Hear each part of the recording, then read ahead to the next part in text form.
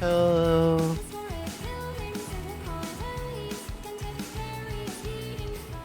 Hello. It's the long haul. Epic little musics. I really probably should check with the artist of that music, because I've been like fucking using a bunch of different random songs, but for the last like 2 months I've just been doing uh Touched or Been Touched By, I believe is the name of the album, by Twinkle Park. It's a very good little EP. I like it a lot. Should probably double check with the artist that they're cool with people using it as stream intro music. Um, Feels like an awkward thing to do. Should probably do that. It's a fun album though. I like it a lot. It's a very, very good little EP. Um, the artist is from the Seattle area, I think. So that's cool. EP.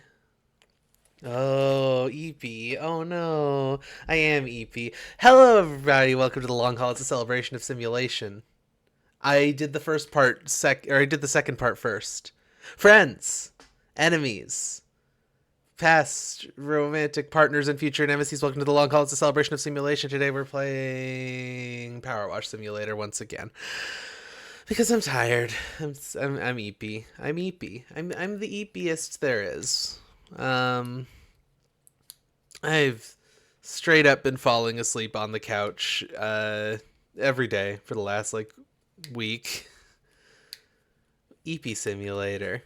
You're so right. An epic little simulator time for eeping. Um So yeah, we're just gonna play this game because it's easy. It's easier than doing funny combos or whatever in the skateboarding simulator or driving a car. You shouldn't drive vehicles while you're sleepy. I'm being responsible, you see. All right, we're doing the mayor's mansion. Dirt Finder. Someone with too much time and egg on their hands has seen fit to bombard my magnificent abode with ballistics most foul. Don't ask me why. I'm as fair and noble a mayor as this town has ever seen. As I'm sure you appreciate, security is at a premium right now, so I'm afraid I won't be allowing you onto my property. Instead, I have provided you with a voucher for an extra long washer extension. It's for the cheapest one. I'm not made of money. One last thing. There might be a small element of graffiti on the gates. Please remove that as well while you're out there. Much obliged. This guy sucks.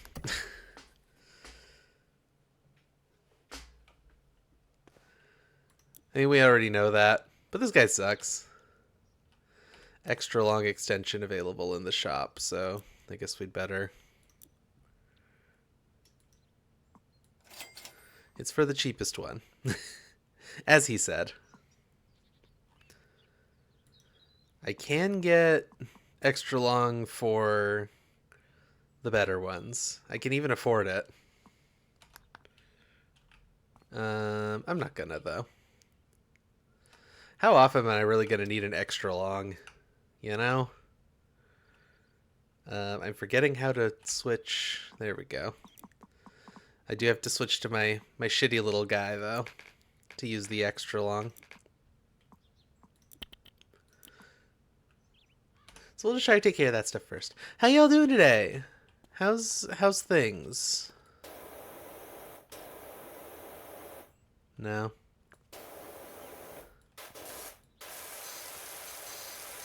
Oh, that almost works.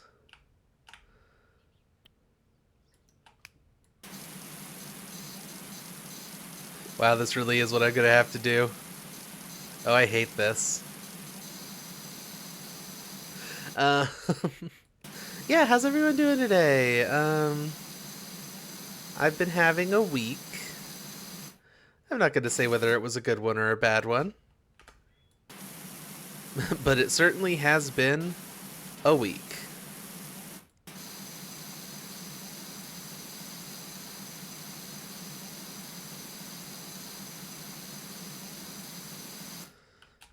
This is much less relaxing than this game normally is.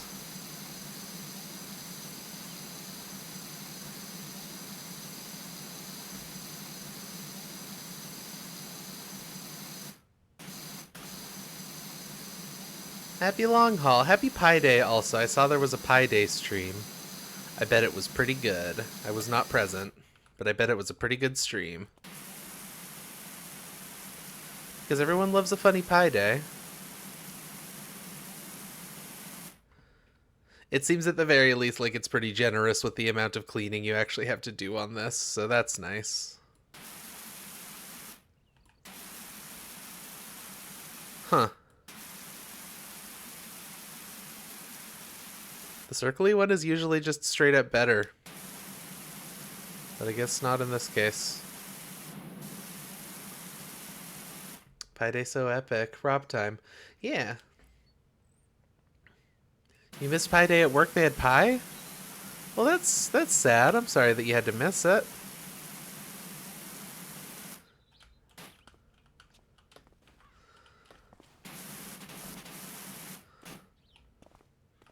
I don't get a ladder or anything. They don't want me to cheese this.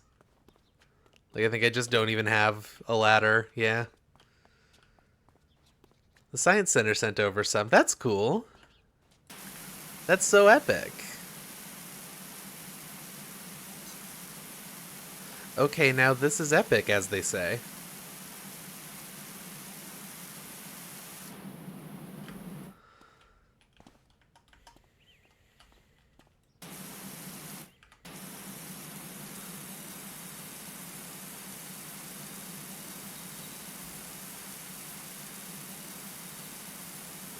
I had a pot pie for dinner. I forgot it was Pi Day, but there were pot pies in the freezer, and I decided I wanted one, so I had one. I had a frozen chicken pot pie, and it was nice. I don't think I've ever had a fresh pot pie, honestly. I had a I've had a thing that my mom called pot pie, which was more like sort of like the ingredients of chicken pot pie, but with cornbread baked onto the top of it, which I do like. That is tasty.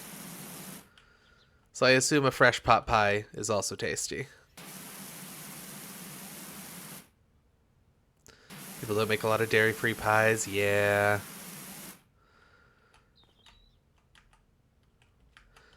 I can't really...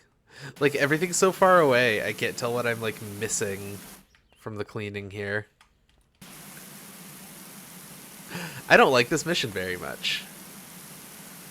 This is a funny joke and not a very funny gameplay experience.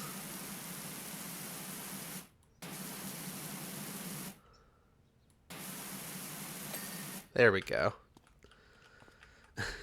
Yeah, I feel like I should just handle as much of this one first as I can because this is miserable.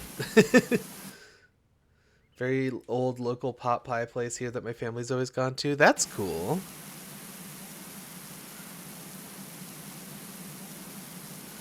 I bet there's places here that do pot pies. Actually, I know there's an Irish pub that does pot pies around here.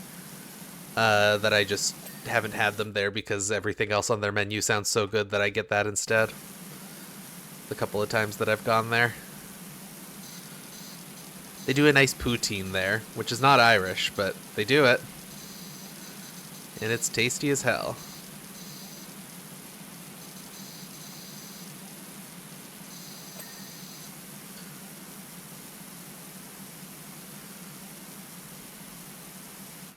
Can you put a wider nozzle on it? I mean, yeah, but then it won't, like, clean things properly, will it? We're making you hungry as hell. Yeah, like it... If I use a wider nozzle, this stuff just barely reaches the wall. The water.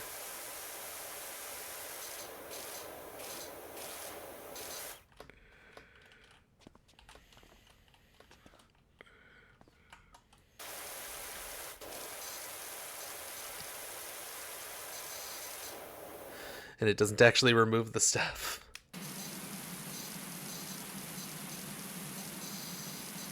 This mission is asking me to snipe these eggs off of his house. And again, very funny concept. Not really enjoying myself right now, personally.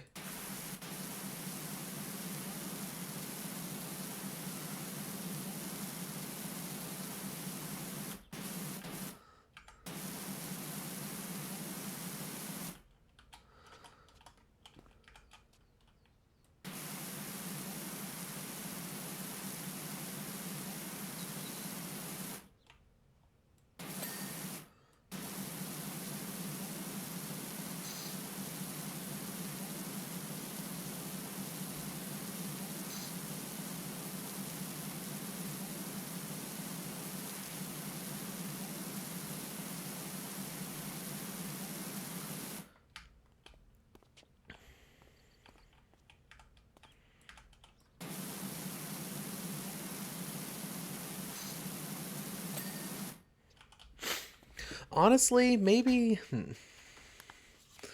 Maybe I just buy the nice nozzle for my fanciest one, which is... Yeah, the Prime Vista 300 is the fanciest one I have, so... Maybe I just go ahead and buy the extra long nozzle for that. Oh, hey, I got an achievement for that. Okay. Nope, no modifying.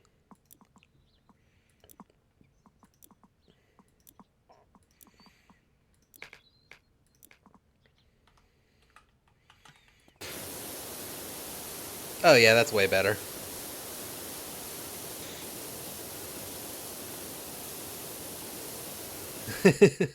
It just has way better water pressure. Okay.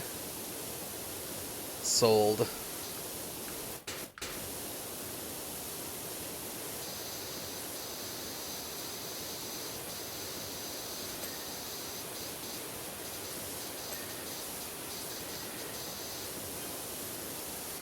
Colossal numbers of eggs, isn't it?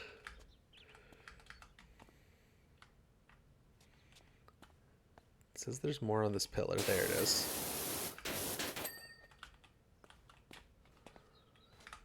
Governor Stevens said he'd never seen such a sustained attack of eggs.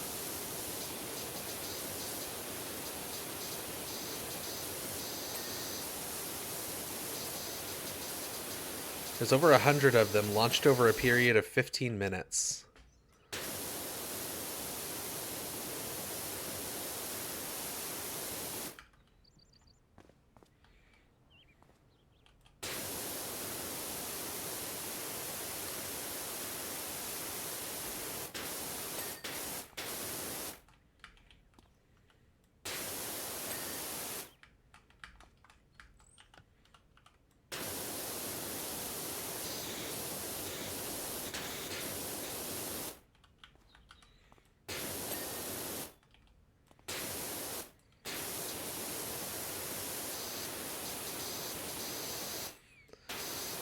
I feel like I should have more to say, but I'm just kind of out of it today, honestly.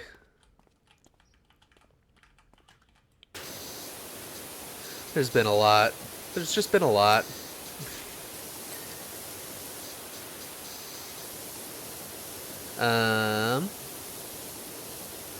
What even happened in the last 7 days? Like, it feels like this has been a week. Like a capital W week, but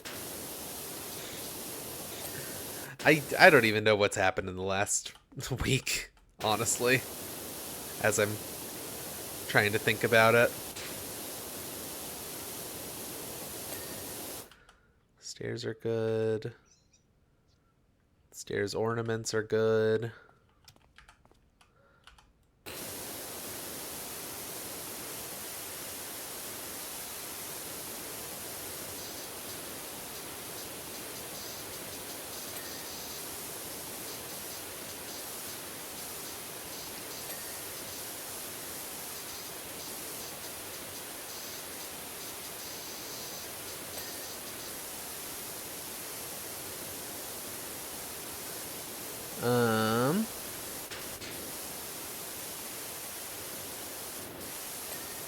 Yeah, anything else going on with you guys? Like, I just, like, straight up can't think of anything that happened to me this week.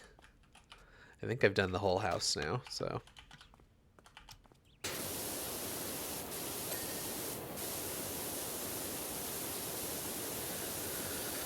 Like, a lot of family drama stuff that I'm not really at liberty to talk about. The sheer variety of hue in the yolks.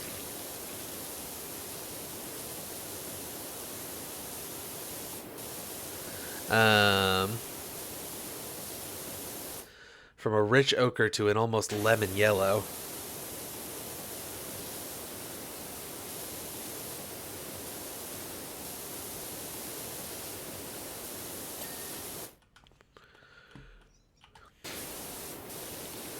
Quite mesmerizing set against my pure white alabaster pillars.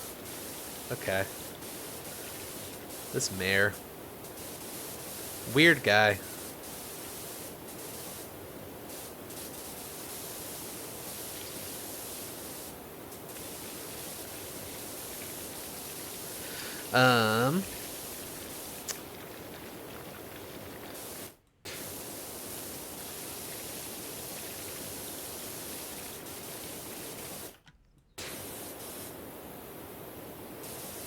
Yeah, I don't know. I guess it's just a quiet kind of day for me.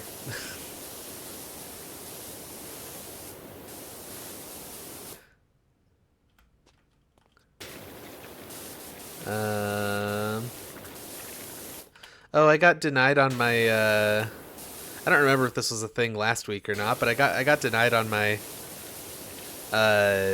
disability again, so that's fun. Frustrating, but, you know, I'm just kind of, I'm more exhausted about it than I am, like, mad at this point. Gotta talk to my lawyer next week. I'm mostly just bored. I just haven't been able to do anything lately. That's really all it is. Haven't been able to like go out and like hang out with people or anything, and it's been a damper on my mood. But you know, we're living through it. It's still a pandemic and all. Like, it's probably not the best idea to be hanging out with people anyway. It just gets so mentally fatiguing after a while to to kind of be alone for a lot of time.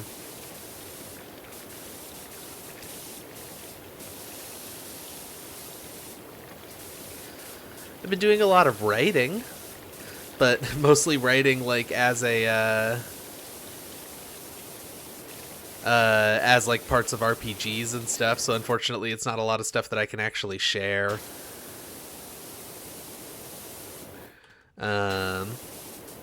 Maybe I'll try and write some stuff with characters from these RPGs and whatnot that I can share elsewhere, because I really like a lot of these characters, and I'd like people who don't know these characters to know about them.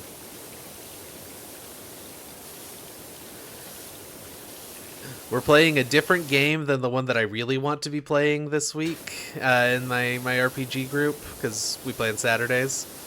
We're playing a different game than the one that I would really like to be playing, because we just hit like a really massive climax point in the one that we played last week, and like we're basically right before a big like climactic fight.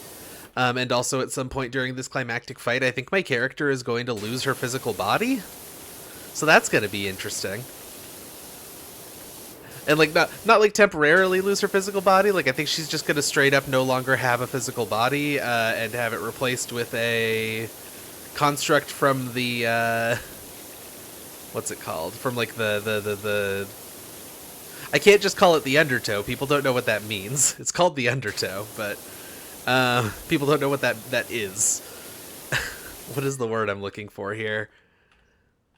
The cognitive realm. Yeah. Like the world of thoughts. Wait,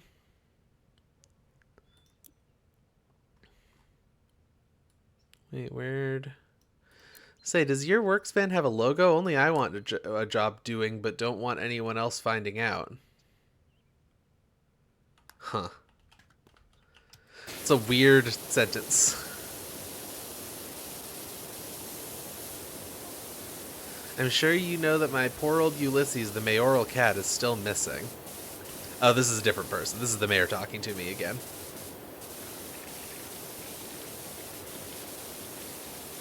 We've all been frantic with worry.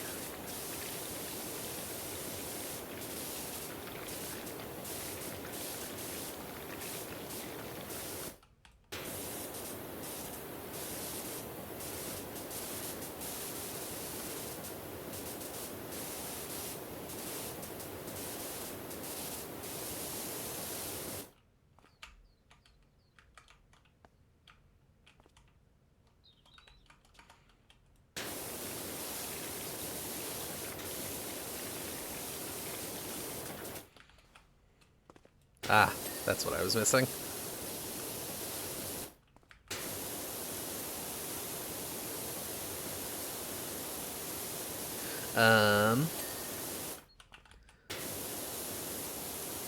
But yeah, no, like all kinds of interesting things are happening in these RPGs, and I'm doing a lot of like, honestly, I think some of the best writing that I've ever done.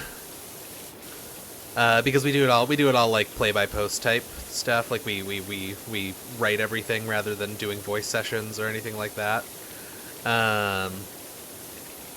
So like I think I've been doing some of like the best fiction writing that I've literally ever done, and unfortunately it's very difficult to share with anybody outside of that RPG group over the last couple of months. I don't know why I specified fiction writing as if I've written much nonfiction outside of fucking high school.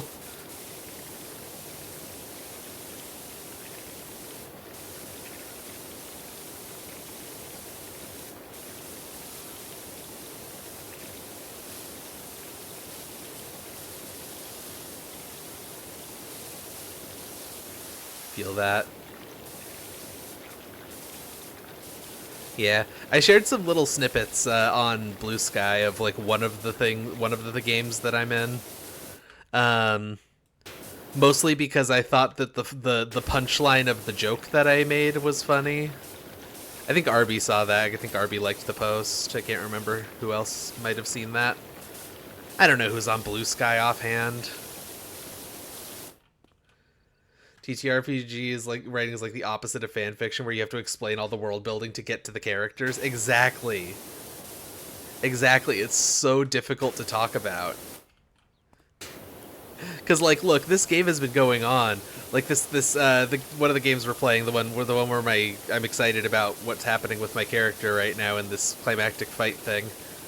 Um, we've been playing this game for like 2-3 years now. I think like this has been going on for a long time. So it's like, okay, so like to explain the significance of all of the things that are happening to Sammy Silver right now, I need you to know about the things that happened in the second session of the game, which require the context of certain things that happened in the first session, which also requires getting into her backstory.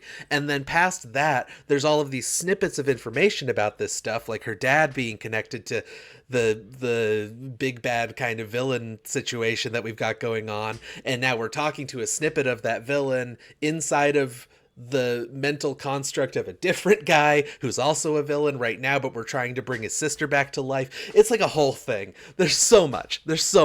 It's like impossible to talk about, once you get past a certain point.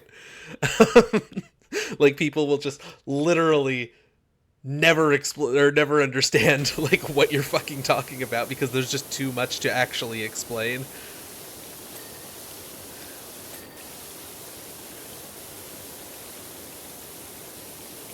But yeah, that character. I took a thing that lets me change what playbook she is. It's powered by the Apocalypse game, so if you know how playbooks work, like it's just basically your class, but it also has a lot of thematic stuff attached to it, and like character type stuff attached to it rather than just the skills you have. Apparently, other people from the town have reported missing cats too. Oh no. Um.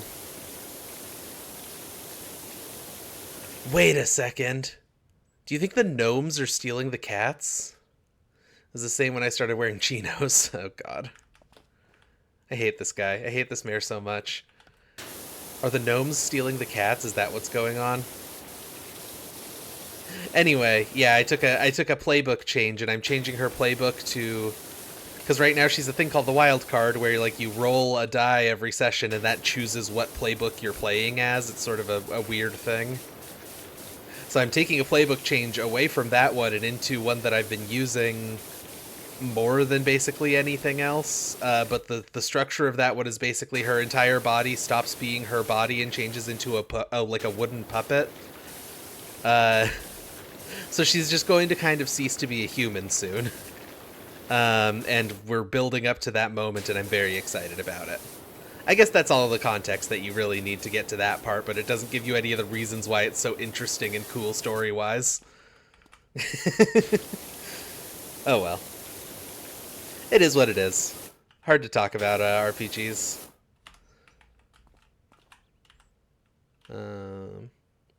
What's the, like, aim mode button again? I forgot. Ah, there it is. It is apparently C. Reverse Pinocchio, yeah. And there are some implications in how this is happening that it's possible that like the character herself, it's entirely possible. My boyfriend who is running this game will not tell me. Even if I guess correctly, he won't tell me. But the way that I am reading all of the things that I know and how this is happening, once I decided to make this change, and he got excited about the idea of doing it, the way I'm reading all of this happening is that it seems like there's a possibility that my character has been dead since before the campaign started, and that she's going to just revert into her like remnant form, like what was left of her after she died, and she's just been kind of hidden in plain sight as a human the whole time. I'm one of those people. I'm one of those people who, when I'm playing an RPG and the GM says like, "Oh, I just had a fucked up idea for your character," I go, "Please, Please fucking ruin my character's life.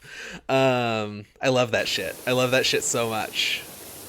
I love a character's identity being fucked up and taken away from them in terrifying and horrible ways.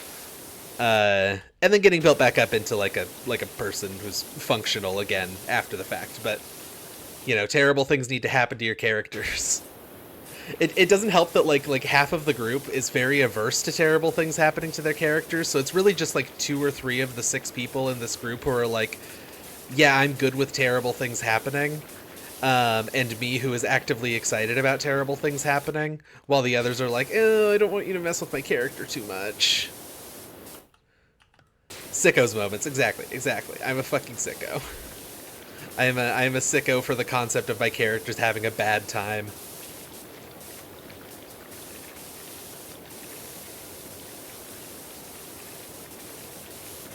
All I want to do as a character or GM is cause and experience pain.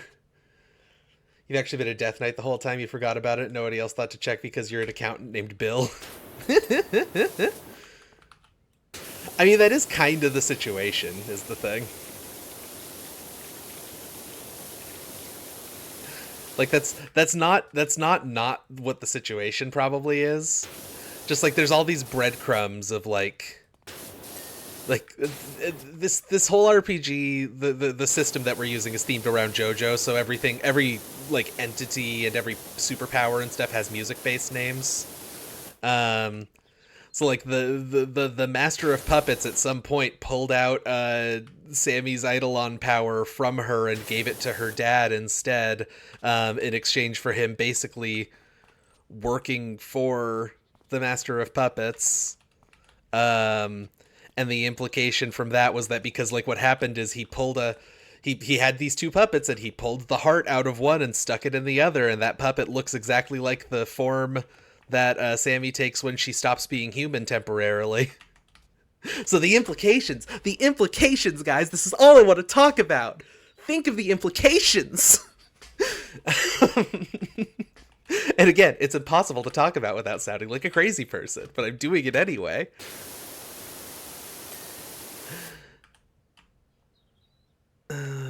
Wall bases times 2.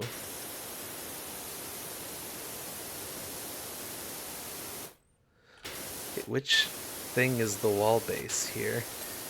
There we go. So I guess the other one would be over here. Oh yeah, I see stuff on it. Okay. And what window did I miss?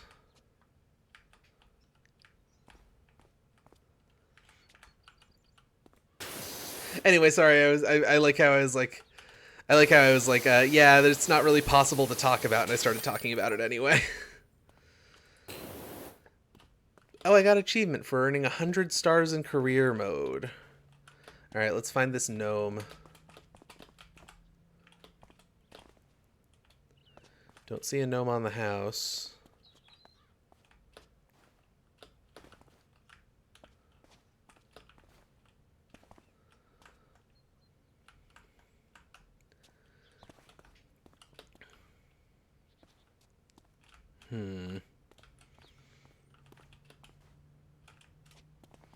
It can't be as simple as it being like down here, can it?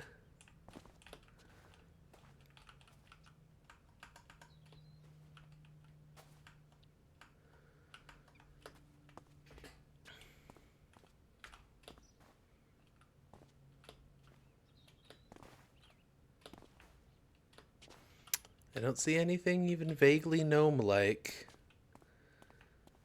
Is there a gnome in this level? Maybe the gnomes work for the mayor.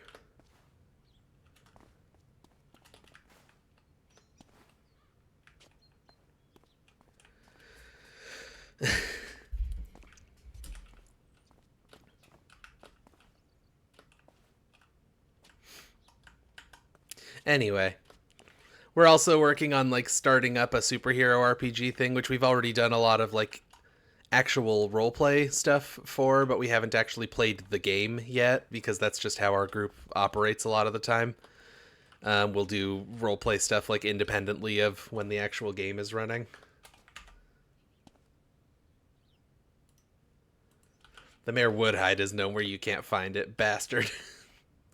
Apparently you weren't allowed to say bastard until just now. I assume I'm allowed to allow the term bastard. I don't see this gnome. I thought there was a gnome in every level, but like there's really not that much to this one. Where could it possibly be? It's not like I can get in there. Gnome censorship. You're right.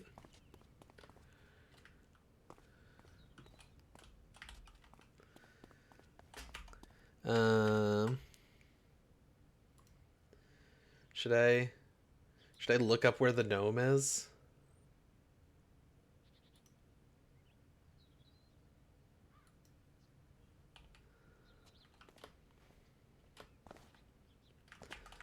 Alright, I'm doing it.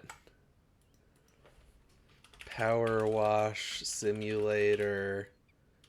Mayor's Mansion gnome.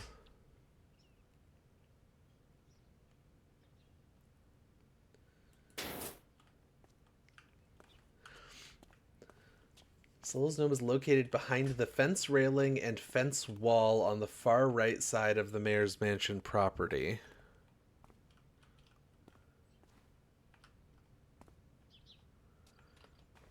Oh, there you are.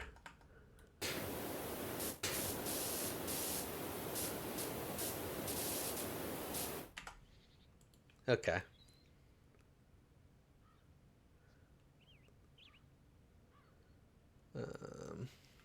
Let me pull OBS back up so I can actually see the chat now. Come back later and get him through the gates and the gnome is behind the house or something. Corner boy. We did it. We discovered the corner boy. Okay.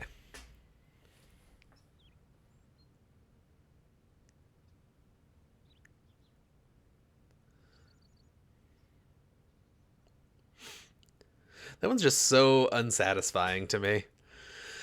Many thanks for your work, Dirt Finder. That's more like the kind of magnificent mansion you'd conclude a multi-million-pound deal inside, is it not? Much obliged.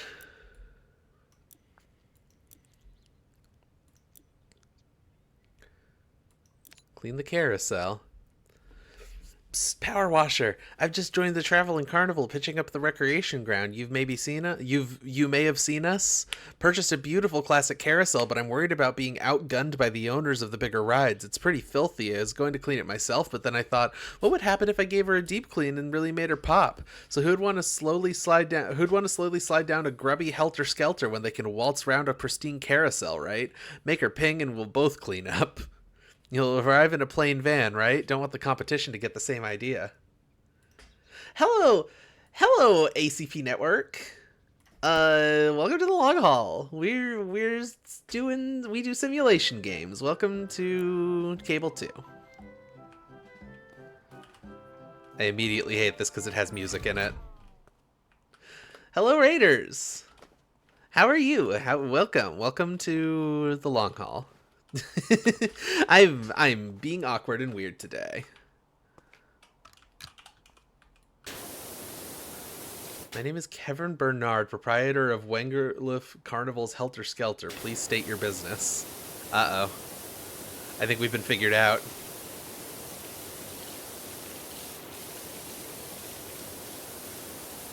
Yeah, welcome. What were y'all up to over there?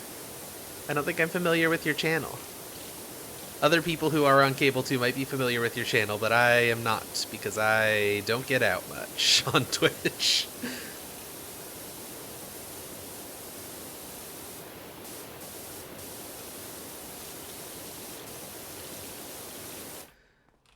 think I need to get back to this one, don't remember finishing. Ended up switching to the Back to the Future mod. Oh, Arby knows you. Cool.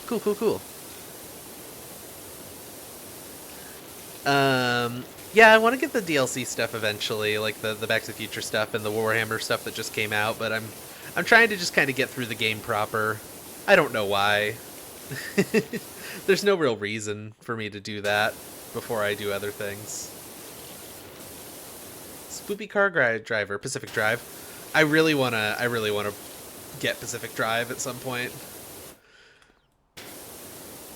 Unfortunately, probably would not make a good long haul game because this is about serious simulation. Even though we're playing a very unserious simulator, we usually play more serious things. Slightly more serious, at least. Um,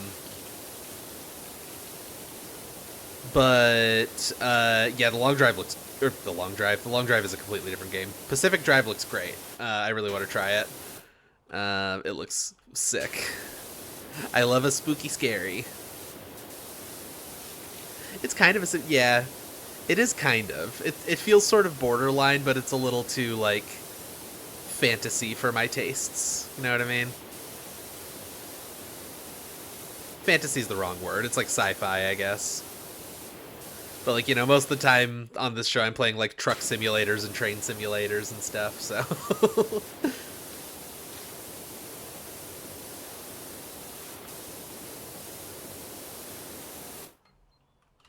it could be fantasy. Okay.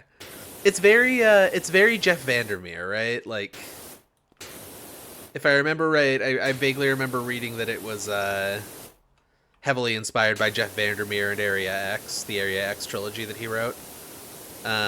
Which I adore those books. Anomalous things aren't super out of reach these days. Fair. Um, Huge fan of the Area X trilogy and also of Annihilation the movie, which is a very different story from Annihilation the book. But my understanding is that that game is very extremely loudly inspired by it.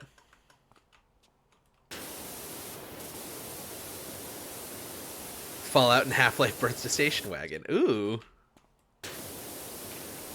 Yeah, that sounds extremely up my alley.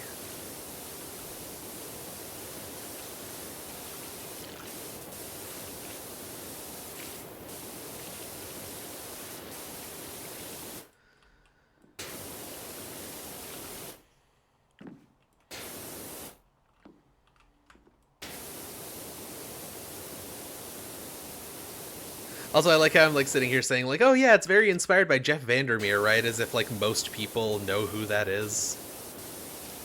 He's a funny little raccoon man on Twitter and on. Actually, I don't think he's on Twitter anymore. I think he's just on Blue Sky now. But he's a funny little raccoon man who writes some very spooky books. That Natalie Portman movie Annihilation was based on one of them, and is, as I said, not a whole ton like the book, but it's still extremely good in a different way from the book being extremely good. Think Dana loves Vandermeer? Yeah, I wouldn't be surprised. That seems very Dana core.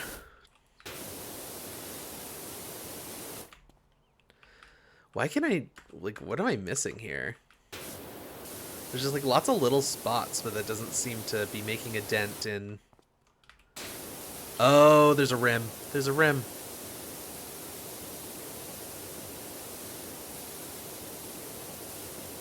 Somehow I missed that every single time I hit the look for dirt button.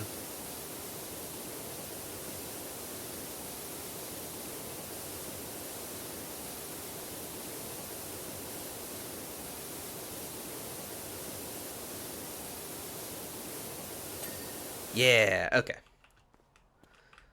Cool. So we got the base of that pole. I'm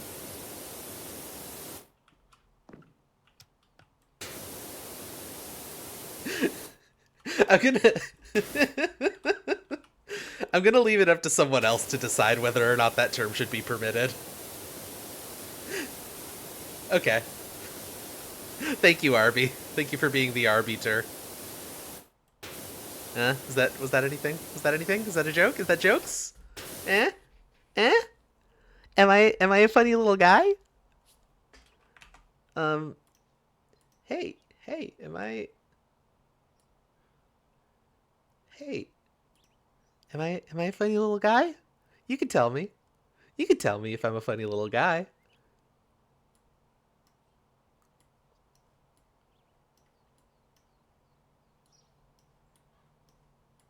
You can tell me.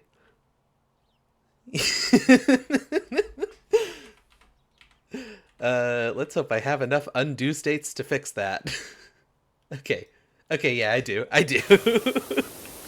Me just completely blowing up my stream layout for a joke that isn't even that funny.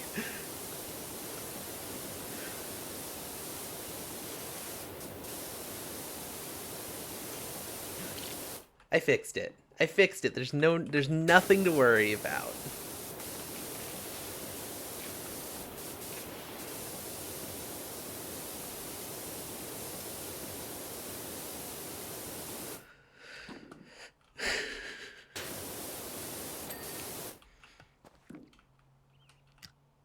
Unfortunately, as far as funny moments on the long haul, I don't know if anything's ever gonna top the skate park in the sky from last week. I think we might have found the funniest long haul moment of all time. It's always some barely unreachable crevasse. Yeah. Yeah. When you say this game, I don't know if you mean Pacific Drive or this game, but either way, from what I've seen, correct on both counts.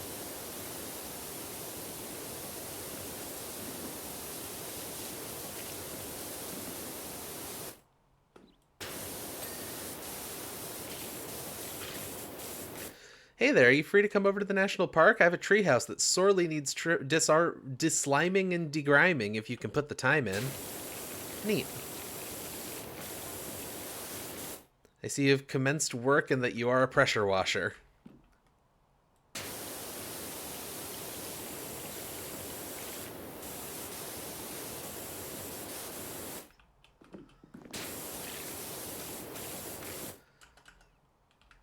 Power Wash Pacific Drive crossover.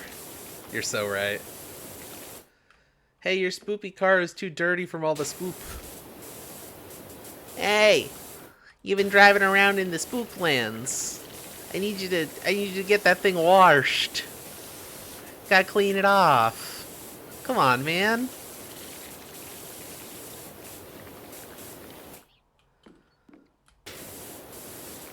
Honestly, based on what I've seen of Pacific Drive as someone who lives in the PNW, that's just what it's like. That's just what driving around here is like. Sometimes there's a scary robot. Sometimes anomalous things pop out of the ground at you.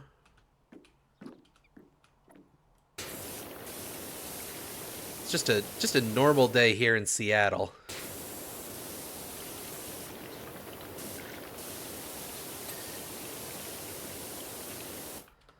What is still dirty here?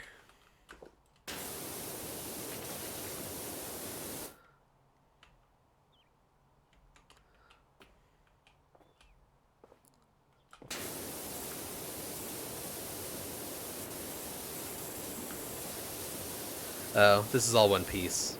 That's what it is.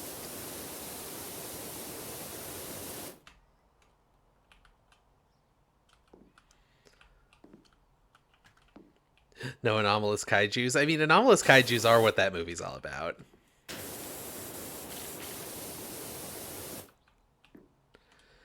To be fair, the kaijus that happen on screen in that movie are pretty anomalous.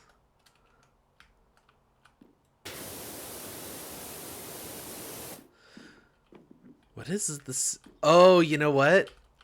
Oh, you know what? I bet it is. I bet that thing slides down.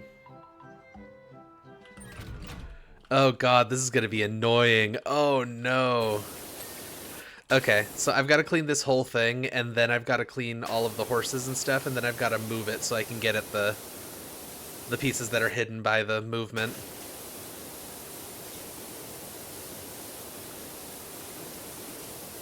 That ends at that movie, and not by any other movie that may bear its name. You know, I never saw the Squeakquel, so to me... I never saw the Squeakquel, so to me, Pacific Rim is a standalone film. And I'm happy to keep it that way. I've heard that some people do kind of like the sequel, but like, one of my favorite things about Pacific Rim is the sense of scale and the sense of being there in the environment that the the way that they position cameras and whatnot provides, and unfortunately the sequel has like basically floating drone cams that don't feel like they exist in the world, and therefore I lost basically all interest. As soon as the robots no longer feel weighty and the monsters fighting the robots no longer feel super weighty like they did in the original Pacific Rim, I lose all interest. Because that was one of the things that was so impressive to me about that movie, is just how weighty and real everything felt.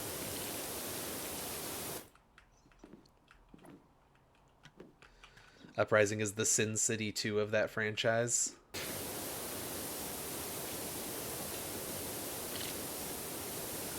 Huh. I can't speak for Sin City. I've never actually seen Sin City. Or its sequel.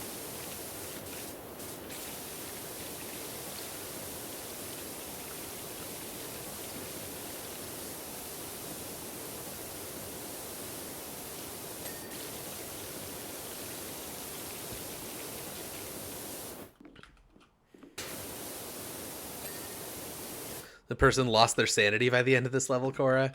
I think that I'm not going to have that happen, because what I'm going to do is I'm not going to turn on the carousel at all until everything here is clean.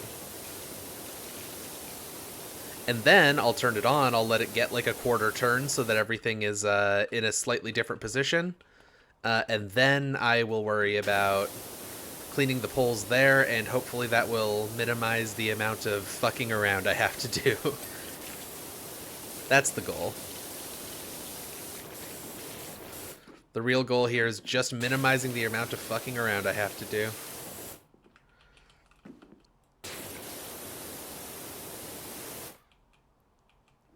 The sequel was fun, but it sure was stupid as hell. Gotcha. Yeah, I think Pacific Rim doesn't really need a sequel to me. To me, Pacific Rim is a perfectly fine standalone film. It sucks that the sequel wasn't any good, apparently, because John Boyega was in it, and I do really like John Boyega.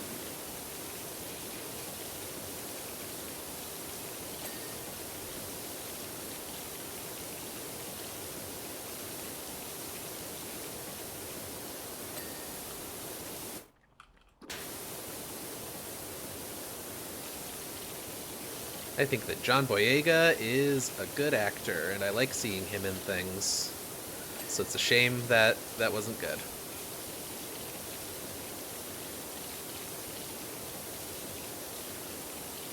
It's not going to happen because I have a strategy. Yeah. That's got nothing to do with my current level of sanity.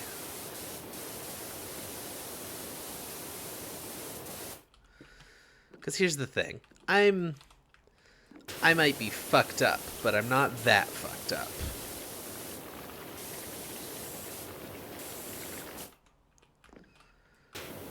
I think the one tricky part about this is going to be making sure that all of the, like, rust spots are cleaned off of this so that I don't have to move the carousel again to get at the rust spots that I didn't get to. Which unfortunately means flashbanging over and over to see the dirt. Of course not. My brain is very normal. Unlike my RPG character who I desperately want to talk about, Sammy Silver. My brain is not broken. The name of the superpower thing, because again, everything's named after music. The name of the superpower thing that is going to take away her human form shortly in the game is it's broken brain. That's the joke I'm making. It's all inside jokes that no one gets because it's impossible to talk about RPGs. It's fucking impossible. You create these incredible narratives that you desperately want people to be fans of so you can talk to them about it, but they literally can't because they don't exist anywhere other than your friend group. It's insane. It's infuriating.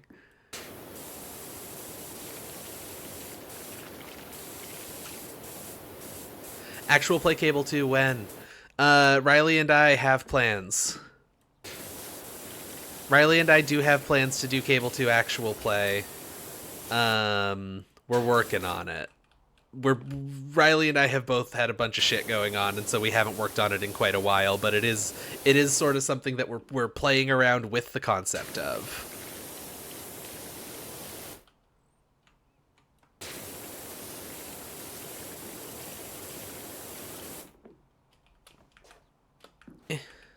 Come on, get me up there.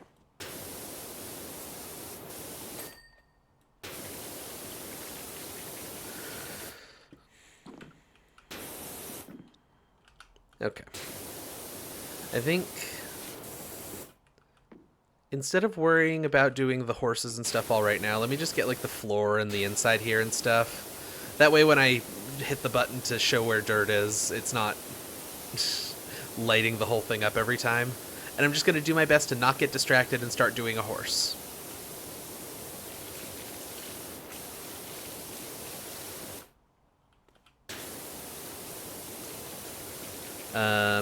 Yeah, I'm a big fan of actual play. I legitimately am and have been since like the Adventure Zone started. I don't listen to the Adventure Zone anymore. I stopped when they started their second D&D campaign just because I'm not really all that interested in D&D in general and never really have been. But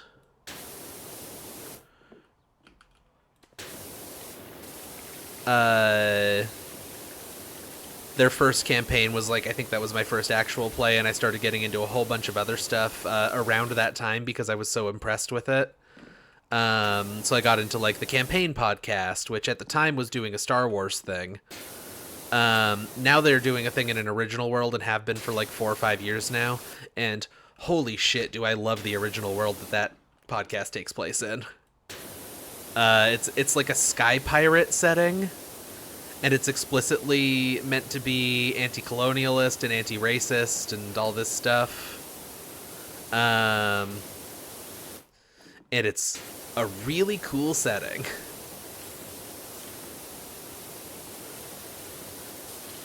It's like a couple hundred years ago, God died, and the whole world went to shit.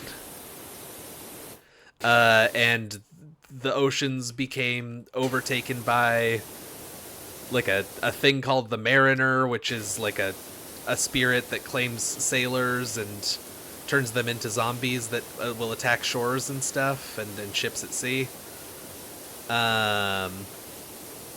And then someone invented the ability to make fabric that when heated up, it becomes lighter than air, and so people use that to make flying sailing ships, and it's so fucking cool. Like, that's the bare minimum background of the setting, but yeah, God is dead. The Catholic Church is really mad about it. And everyone's sky pirates now. And also, when that happened, all of the nations kind of disappeared. I don't really know the logic behind that, but they wanted to place a thing that, like, colonialism and nations were, like, a present thing in the world and the lore and like, a threat that could return, but, like, in general, wasn't currently a threat, so. Or, like, wasn't currently a thing that's happening.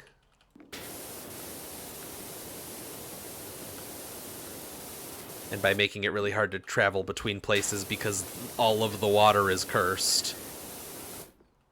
Yeah. Anyway, that's my favorite actual play. The campaign podcast rules. Actually, it's probably not my favorite anymore, because my favorite, and I am biased on this one, but my favorite actual play is probably Eidolon Playtest. Had to rush out because cats were fighting. You heard God died and everything went to shit, and that's the plot of Final Fantasy XIII Lightning Returns. Huh. Well, there you go. The campaign podcast it's just like Final Fantasy XIII, a game everyone loves.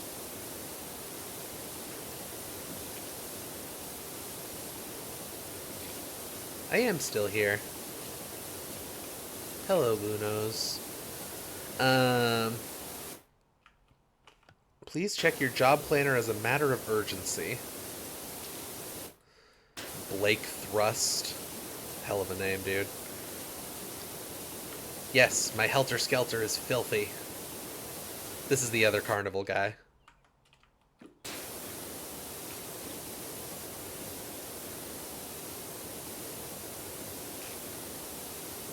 Yes, this will affect performance.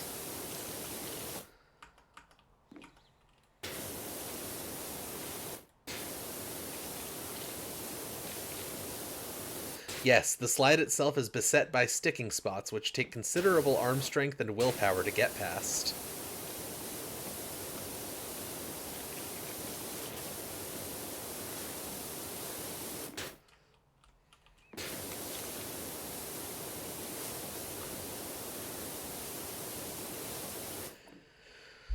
In theory, it's a happy ending, however, Lightning ends up in real-world France. Can you see the helter-skelter this guy keeps ranting about? He said it was tall.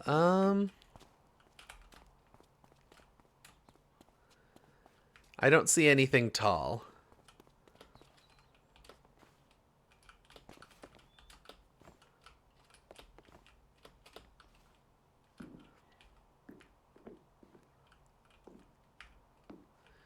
Yeah, I assume it's a separate level, and that there will be some... that there probably won't be any justification for why you can't see it from here, even though it's supposed to be here. Oh! Gnome! Clown gnomes! I love these guys! Oh, look at these guys! They got a little bowler hat.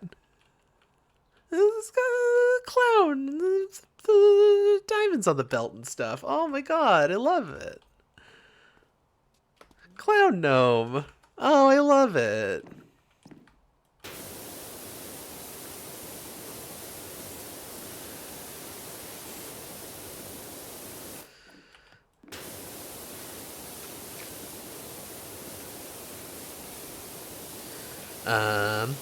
Anyway, yeah, my actual, and again, I am biased on this one. My actual favorite actual play show currently is called Eidolon Playtest, and Eidolon Playtest is exactly what it sounds like. There is a tabletop RPG called Eidolon Become Your Best Self, which is being actively developed, and they are doing playtesting as a podcast. So the game changes significantly over the course of the podcast. Its first two seasons are in the 1.0 version of the system, which is based on Powered by the Apocalypse. Its second, or its third and fourth seasons, the fourth of which just started, are based in the 2.0 version, which is a completely original system built from scratch.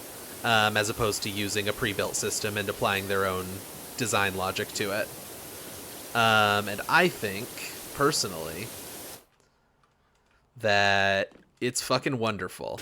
Like, I love it as a show. Now, the reason I say I'm biased is because my girlfriend is on the show and does all of the music for the show.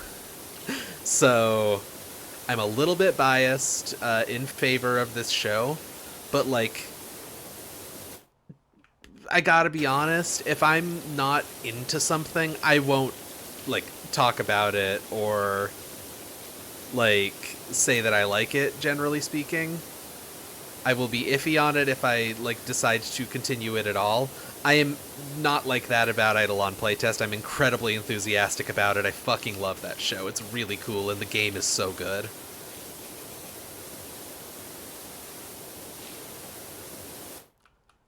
Like, the idea behind the game, Eidolon Become Your Best Self, is it's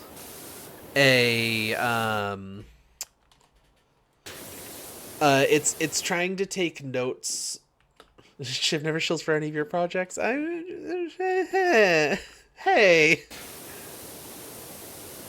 I'm not shilling right now. We were talking about actual plays. It's the subject of the conversation.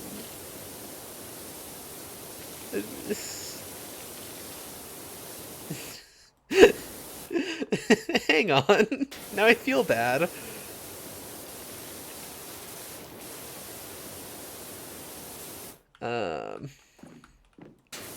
Now I feel bad. Now I feel like I should stop talking about this. um,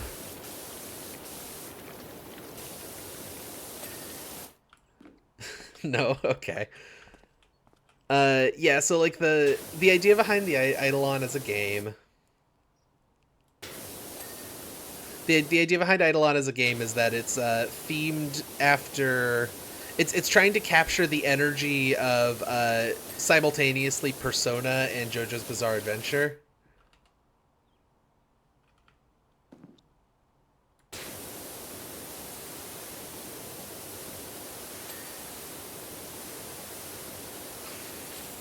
Talk about the damn podcast.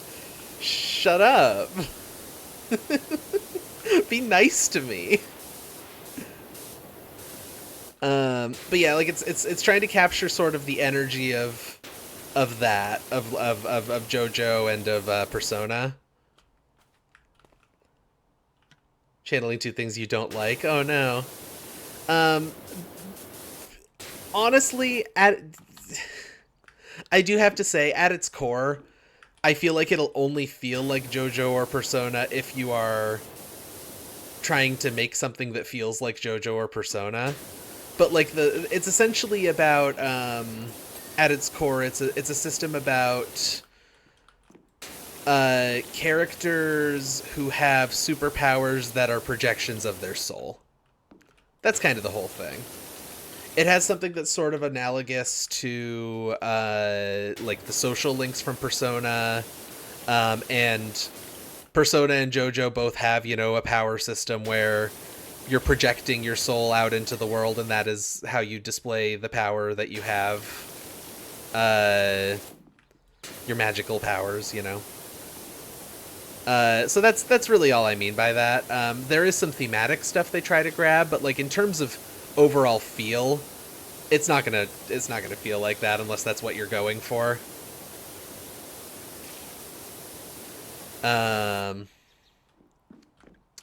Like the first season of that show. So what they do, what they've done for both seasons, is they actually have two play groups. One play group is in the original show. It's Eidolon Pop and Eidolon Rock, because you know everything's themed after music because it's JoJo.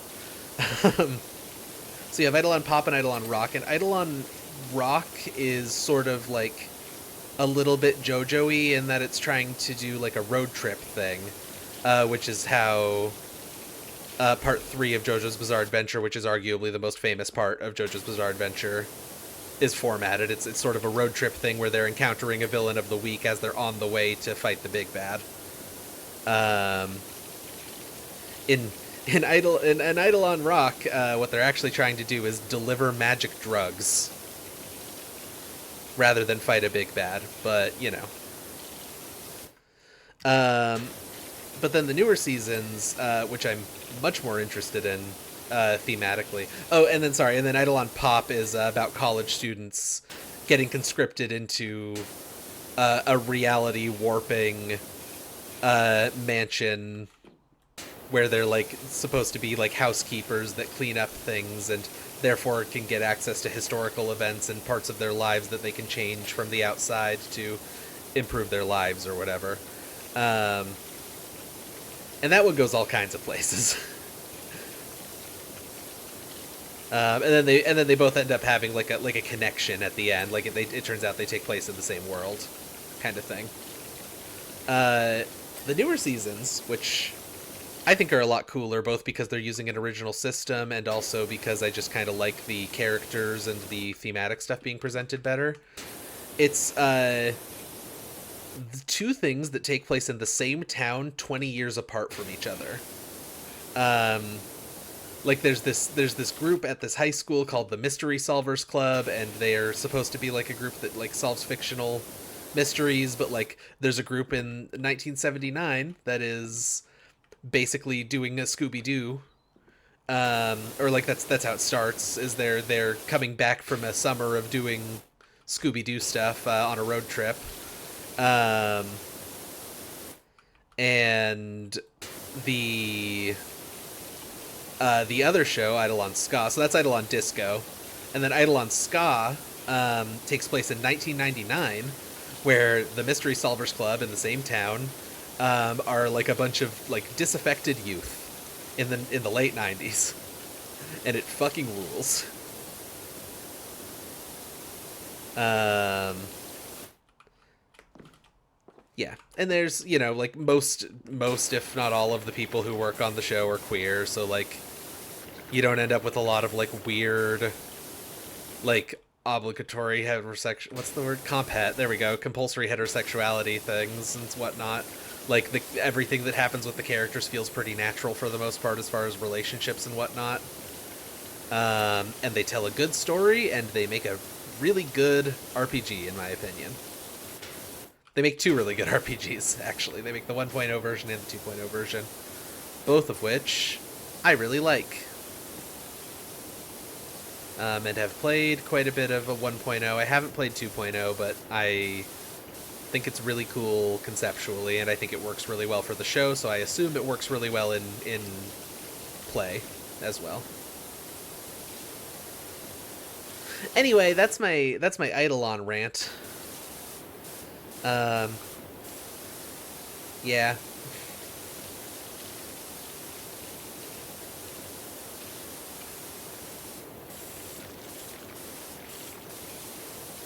Sounds cool. Yeah.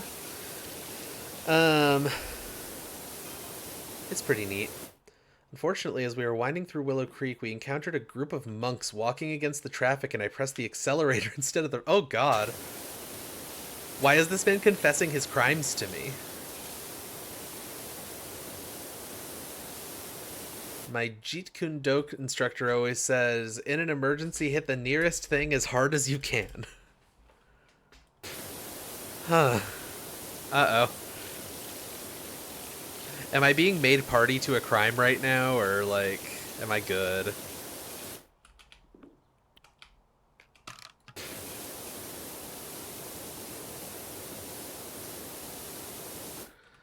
What am I missing on this ceiling panel?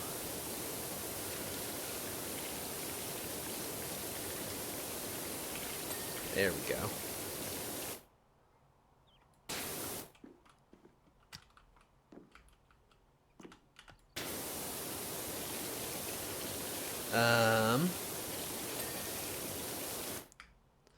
Yeah, I don't know. I'm shilling for Eidolon right now because I think that the game that they made for this show is genuinely like really, really, really cool and good at telling good stories. That's why I'm shilling so hard.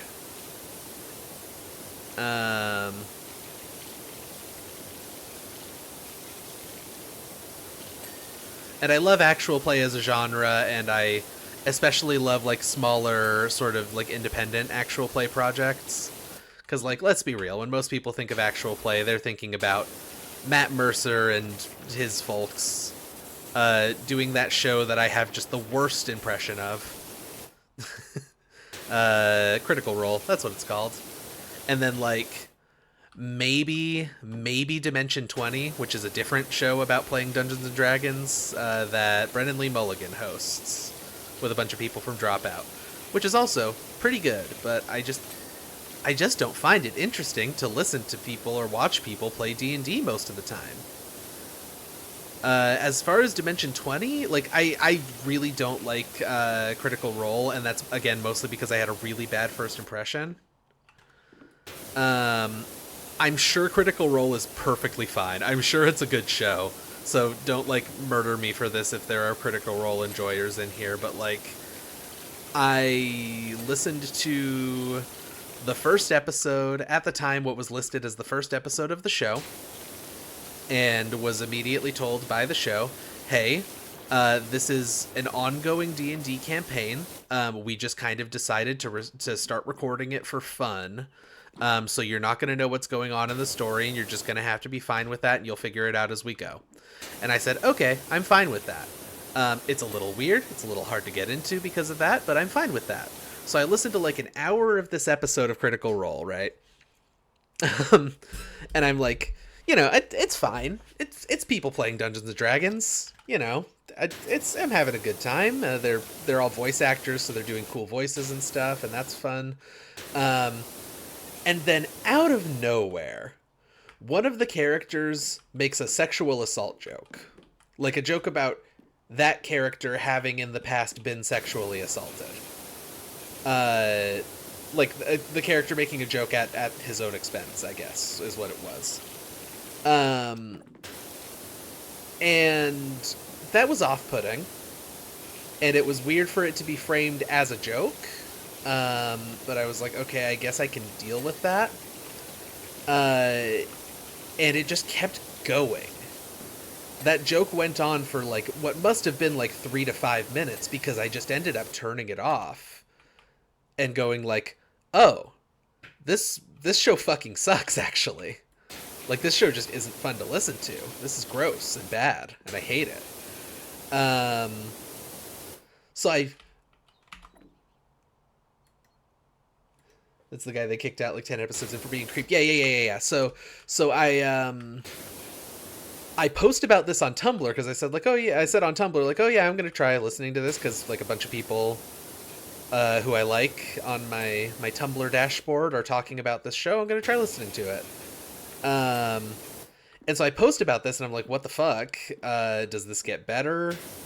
At which point they tell me, at which point, like, the Critical Role fans that I'm mutuals with on Tumblr are like, oh yeah, that guy's a complete creep, and they kick him off of the show eventually. So what you're supposed to do is you're not supposed to listen to episode 1 of this show. You're supposed to skip to episode, like, fucking 15. Now keep in mind, you have already, at this point, been dropped into a story. With zero context for what's going on, with very minimal context for what's going on in the story that you're being told. You're being asked to understand all these characters who have pre-established relationships that are understood by the players, but not by any of the people listening to the show. I personally think that is already asking a lot. And then what you as a fan of the show are telling me to do is to skip 16 4-hour-long episodes because there's a creep on the first 16 episodes that they eventually kick off. Fuck no. Absolutely the fuck not. You want me to like get to the point where they're at a point where the players think that everyone listening to the show and watching the show has a fundamental understanding of the characters and shit because they've now been with them for such a long time. Like, you want me to skip to that part in a show that already is this bad at providing context? So that I don't have to deal with a guy who makes fucking rape jokes for fucking 15 minutes of a 4-hour-long podcast episode. Why not just watch the second series where they're doing a new game from the start? Because that episode pissed me off so much that I never went back. That's why. It left a horrible taste in my mouth, and I never went back, and I'm not interested in going back because of how bad of a taste it left in my mouth. Again, I've said multiple times now, I'm sure the show is good. People love this show. I'm sure it's perfectly good. Again, I'm not the biggest fan of D&D, so it's not really like for me anyway.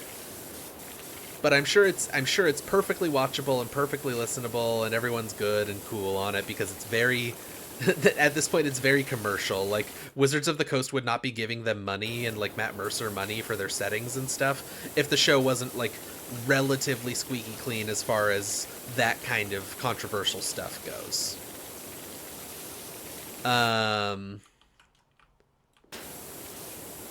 And maybe someday I will think about giving it a try, but there's just so much good, like, indie actual play content out there that has never had this problem.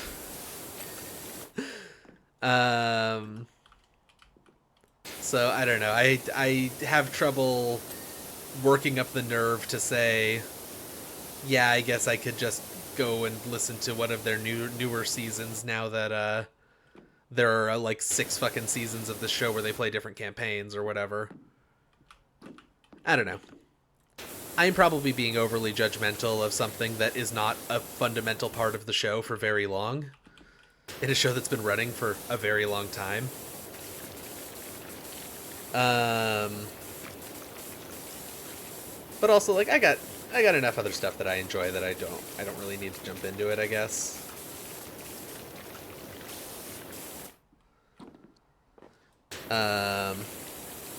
I don't know. It's like I want to say, haha, it's fun to be a hater, but like I'm not enjoying like hating on Critical Role. Uh, I just I just don't want to look at that show again after that experience.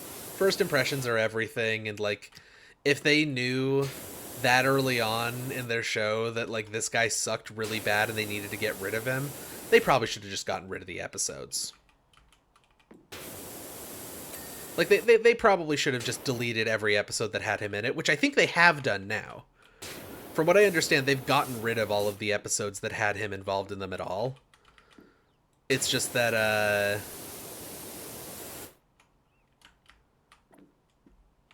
at the time they hadn't. And I feel like if you're gonna go as far as kicking him off of the show and like erasing him from the plot and stuff, you should probably have just gotten rid of the episodes themselves as well.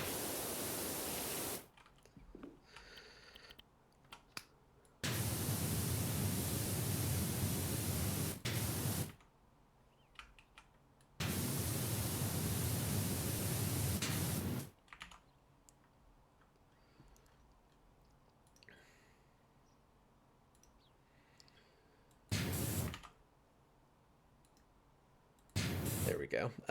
Did he get kicked off because he's a creeper because he was a creep on the podcast? I don't know. My understanding is that it's because he's a creep in general.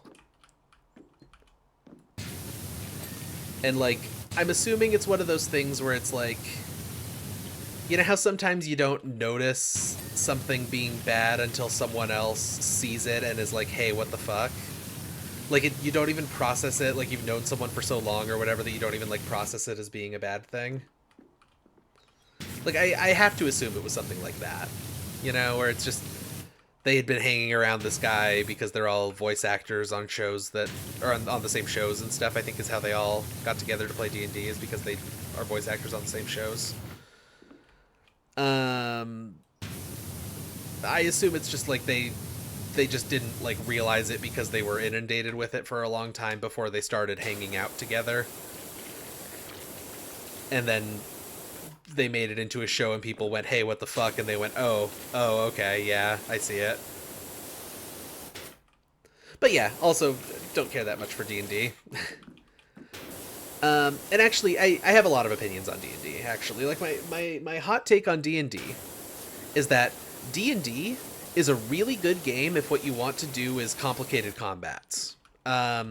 D&D excels on stats-based, numerical-based combat that is a lot of fun to play. That's why D&D works so well as video games. Like, they made some rules changes for Baldur's Gate 3 to D&D 5e. Like, some of the things don't work how they do in actual 5e, but, like, by and large, you can just wholesale take that system and dump it into a video game, and it is extremely playable and extremely fun to play from a tactical combat perspective. But D&D is the only game people want to play, first of all, which, like, that being a thing that people do at all turns me into a hater. Like, just because I'm such a, like, oh, let's look at this cool little weird indie thing that none of us have ever heard of. Like, oh, I love this, the strangeness of this premise, and I'm way more interested in it than, like, doing a fantasy campaign, you know? So, like, it's so easy to become a hater for D&D because of that, but, like, genuinely, I think it's a great game. I think it's a really fucking fantastic game if what you're looking for is cool turn-based combat that plays pretty well. It's just that outside of the combat, D&D is kind of nothing. It's a nothing game. There's like 2 or 3 kinds of like speech checks that you can make, and most other things are combat related almost exclusively. And I just think it's kind of not the best avenue. It's a perfectly fine game to get roleplay experience out of, like to do roleplay in, but it's not a game that inherently in its design encourages roleplay. Like, for better or worse, the big indie system like that everyone sort of bases all of their shit on these days is called Powered by the Apocalypse. That's the big like independent RPG system right now. And for better or worse, people are basing dozens and dozens and dozens of games on Powered by the Apocalypse. I don't think it's the best system for everything. I think it's really, really good for what it does. But one of like the core rules of Powered by the Apocalypse is you don't tell me what move you want to do, because the way that everything's like framed in a Powered by the Apocalypse game is it's all moves. Wait, I'll actually like, just for funsies, let me pull up like the Eidolon rules sheet because I have it on my computer already. So like this is going to be for Eidolon 2.0, which uses a tarot card based system. So this is different from. Oh no, wait, never mind. This is Eidolon 1.0. Never mind, I have the correct thing here. Is that gonna work, buddy? Uh-oh. Oh, here we go. Okay. There we go. So, like, these days you see more Forged in the Dark, but Forged in the Dark is built on Powered by the Apocalypse. That's true. That's true. You do see more Forged in the Dark, but Forged in the Dark is fundamentally built for Powered by the Apocalypse. But, so yeah, you have your basic moves here. But the idea is, like, when I'm going into a fight, I'm not saying, I want to scrap. I want to bombard. I want to, like, investigate this situation. What you're saying is, I'm going to run up to this guy and punch him in the dick. And then the GM says, okay, roll me a scrap. If you say I'm going to run up to this guy and punch him in the dick and there would be no like interesting consequences for failing at punching him in the dick, then the GM should not be telling you to roll dice.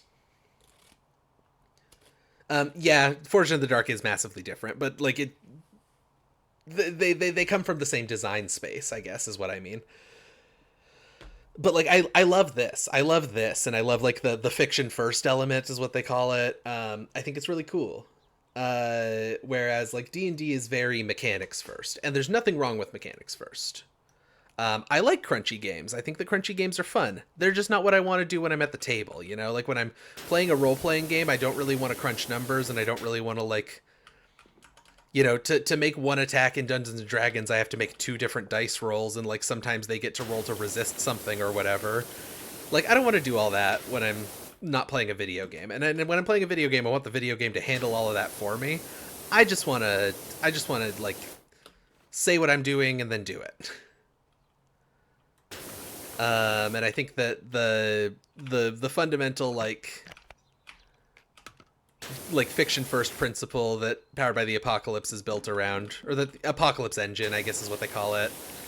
PBTA is the shortened form that people call it, and games that use the Apocalypse Engine are said to be powered by the Apocalypse, but I think it's just called the Apocalypse Engine.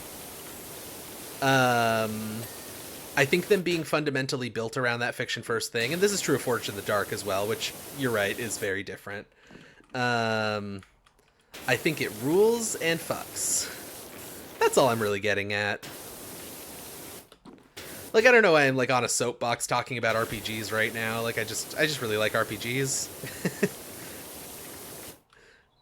If someone in like real life right now were to be like, hey, I'm starting up an RPG group, would you like to play? I would say yes, even if the game was D&D. That's where I'm at. I really like tabletop role-playing games. I just have very strong preferences and opinions.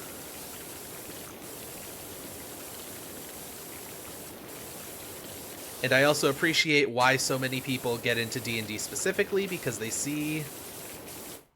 They think of tabletop role-playing, and what they think of is Dungeons & Dragons before anything, because it's the guy. That's the first one, you know? Like, of course that's what people are going to think of. It's the tabletop role-playing game, for better or worse, you know?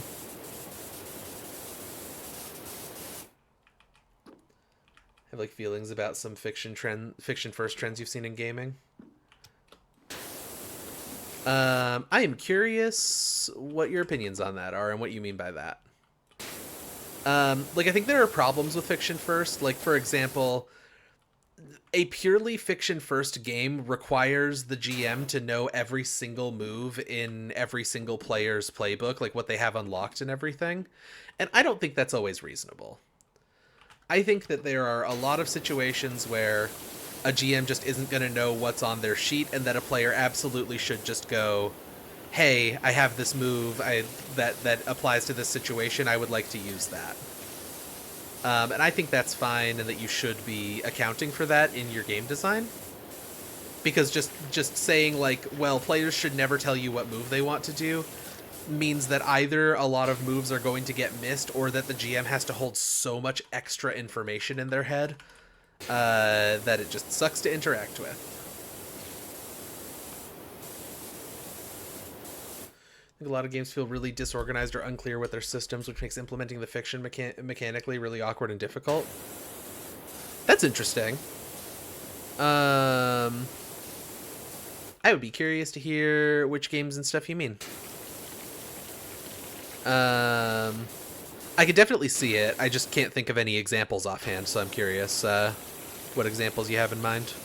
Or, like, what games you have in mind when you talk about that.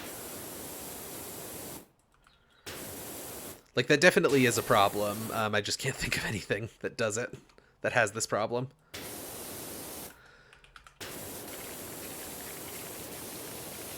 And, like, maybe I'm just so, like, Apocalypse Engine pilled. Trying to think of a hard example. Yeah. Like, maybe I'm just so Apocalypse Engine pilled that I don't notice it when, like, an Apocalypse Engine game does something that is just unintuitive for people who are not deep in the weeds with these systems. I would not be surprised if that were the case. Because I'm sure there are a lot of things about these systems that are probably obtuse to a lot of people who either have no RPG experience or only have RPG experience with Dungeons and Dragons. Or, you know, similar systems like Pathfinder. I guess a lot of people have moved on to Pathfinder at this point from Dungeons and Dragons. From what I understand. From what I understand, there are now 2 RPGs.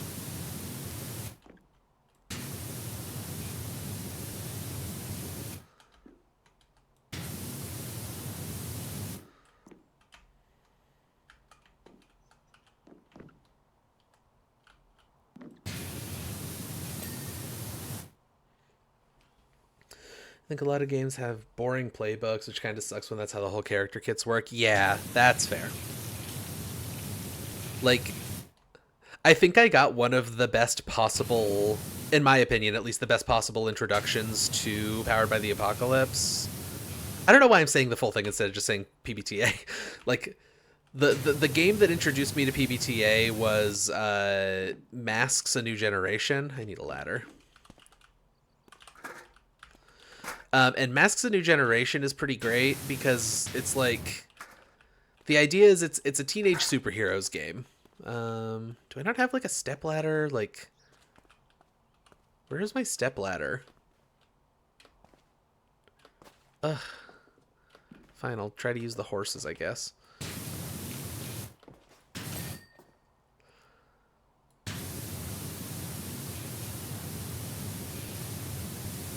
Yeah, that seems to work. Like, I think that Masks: A New Generation really works because it's fundamentally built around the tropes of something that the player is probably already familiar with. Like, even if the person is not, like, a comic book person, they've probably seen Teen Titans. You know, if you're talking about someone in their 20s playing this game. If not, like, they might have seen Young Justice, or just be familiar with the tropes of, like, a teenage superhero situation. I think that Powered by the Apocalypse thing being built on tropes that people already know, especially having the playbooks fundamentally built around those tropes, is extremely beneficial to the game design. I think a lot of people would say, that's derivative, you're telling me what I can and can't do with my character's, like, arc or whatever, but, like, yeah, I mean, the playbooks are archetypes. That's the whole point. Like, that's the thing about about PBTA is that the playbooks are supposed to be character archetypes, at least in the systems that like I like for the most part. I think you get a lot less of that in newer stuff like Eidolon and like some of the other stuff like that, but like, you know, most of the big names I can think of, Monster of the Week, Masks: A New Generation, Apocalypse World to a lesser degree, I think, like, they're all fundamentally built on the idea that what you are playing as is a character who exists within a set of tropes that you are holding in front of you on a piece of paper.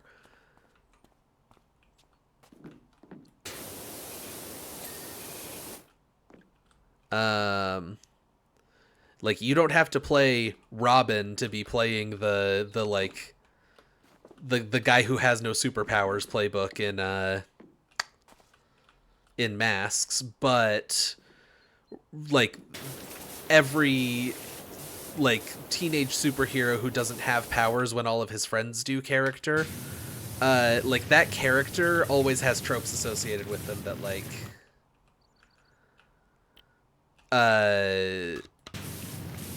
what's the word? Like that type of character has tropes associated with them that you're probably going to hit, and that the moves are generally reflective of, I guess, is what I'm getting at.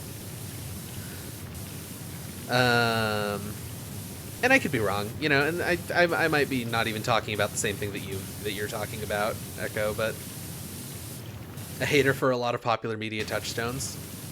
That's fair. I am a hater of a lot of popular media, so shit. I mean, I just spent like 20 minutes talking about why how I listened to half of one episode of Critical Role and I hate it forever now. Like, I'm a hater. It's okay to be a hater.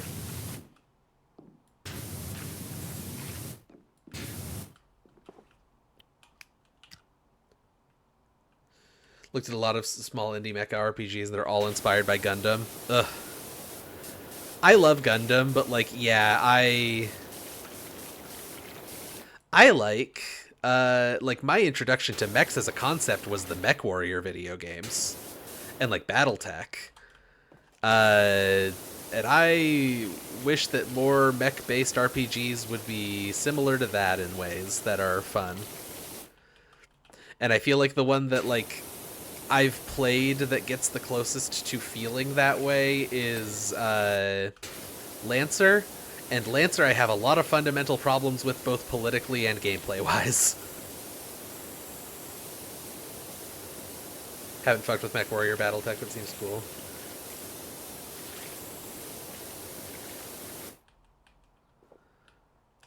Like, I think that Lancer is a very, very solid tactical combat TTRPG that has politics that I think are a little bit too utopian for what they're trying to accomplish with their setting. And, you know, you don't have to use their setting. You could just use their systems. And the systems are fine. They're perfectly good systems, and they reflect some crunchier, less like Gundam-y pulling out shonen superpowers stuff, and more like actually action-y boots on the ground mech combat stuff, I guess is what I'm trying to say.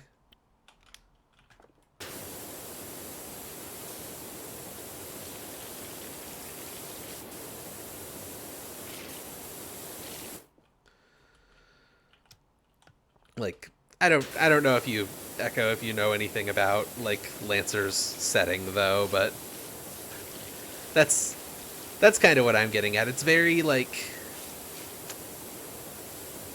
I don't want to say it's very Star Trek because I like Star Trek setting. I like how utopian Star Trek is, but like the utopianness of it makes it feel not fun as a setting for stompy mech combat to me, I guess. Like, I'm not all that interested in like a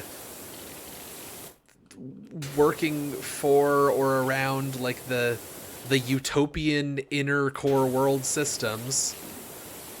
Like generally when there's a core system run by a single ongoing empire.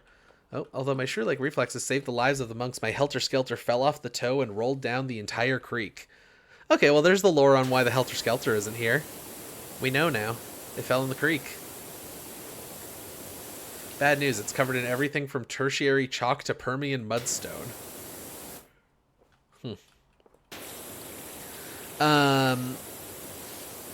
Like the setting is very like, in the like there is a fundamental correct opinion on politics to have, and therefore good news, it represents a thorough illustration of our geologic past. Great, thanks, man. God, I'm trying to figure out how to phrase this without sounding like shitty. Like, it wants there to be a single solution for what constitutes a utopia, and it wants you as a player to both agree in some way with that and also... And this is in my opinion, like, I might have been misreading this. It's entirely possible I just completely misread the intentions of Lancer's setting, but it's very, like, liberal utopia that now we get to watch the liberal utopia bring their utopian politics to a bunch of sideways worlds outside of the core systems that need shaping up into proper place where people can live, because there's no way that people could have opinions on whether or not the core world utopia is the correct thing. That's what it feels like to me. And again, I'm probably misreading intentions in a lot of ways, but it feels very in a lot of ways to me it feels very pro colonialism, I guess. I guess that's really what I'm getting at. It's very pro-liberal colonialism, we know better than you.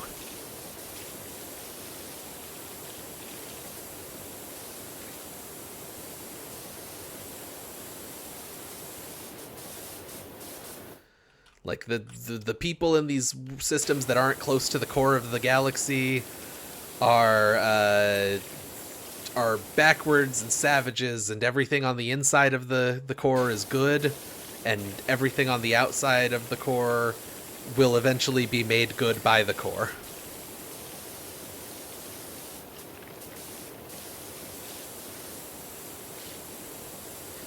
And, like, I think this is a problem that, like, I mentioned Star Trek. I really like the Star Trek setting, and I think this is a problem that Star Trek has, but that they've had a lot of time to think about and reckon with in a way. Like, a lot of Deep Space Nine is... a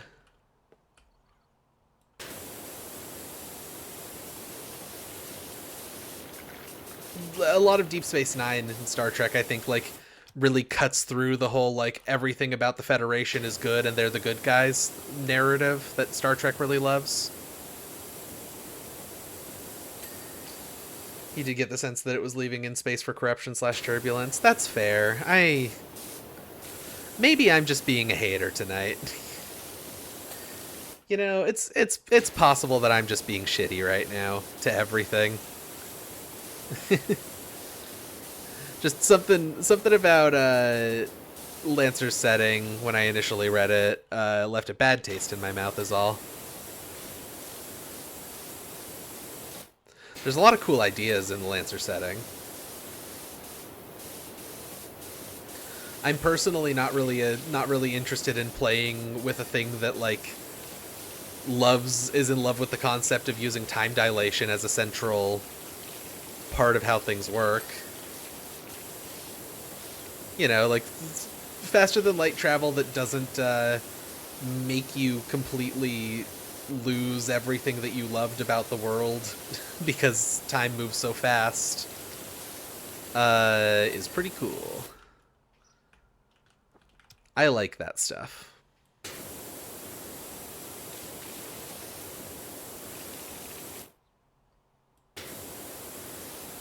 Don't like Lancer because it's fundamentally two completely separate games. Yeah, I guess it is, huh? Like, the on foot is just a completely different game from the combat.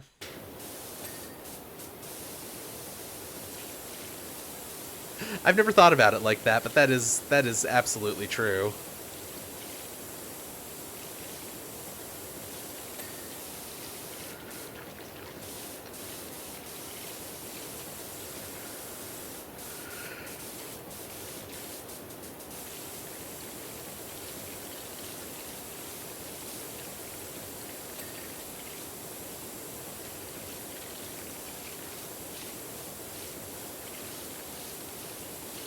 There's a lot of cool stuff like the mechs. Yeah, I love a lot of the stuff about the mechs and like the design concepts behind some of the stuff. I really like the gun that is not a gun. And like if I remember right, like that whole company's like designs are all based around like all of this company's weapons are kind of mysterious eldritch bullshit that no one fully understands, including the people who make it. But they do damage, so if I'm remembering right, that's how that whole thing was, or that whole company was kind of framed.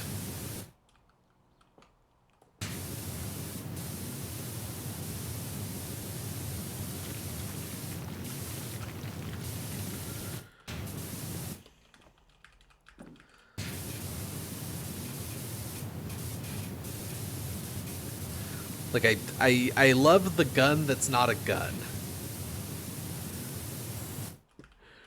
Where it's like the whole description of it is like, this thing has no mass, it doesn't take a weapon slot, uh it doesn't take like any of X, Y, and Z things. It does one unblockable damage each turn and can never be turned off.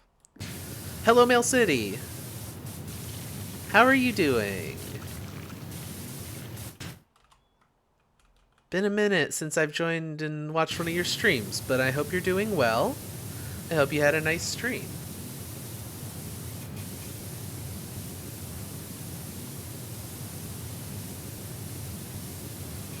I love a funny little raid. Finished apparently one of the worst original games on the Xbox. Oh, which game is that? Worst games on the original Xbox. Gotcha, gotcha. Which horrible, horrible game did you play? Sneakers. I don't even know what that one is. I feel like usually when someone talks about like, oh, this is one of the worst games on this console, I've heard of it before, but no. That's ominous.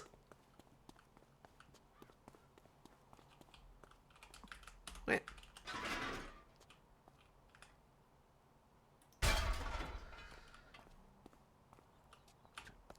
The original Xbox's only hide-and-seek game. Huh.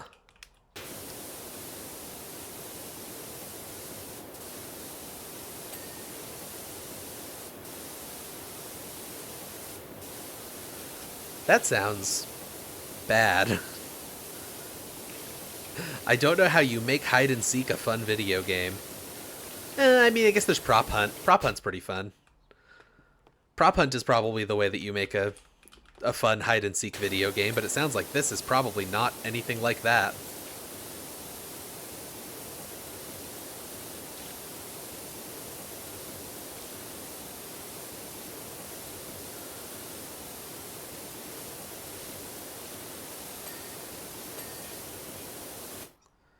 Is that all of this? Yes, it is. Cool.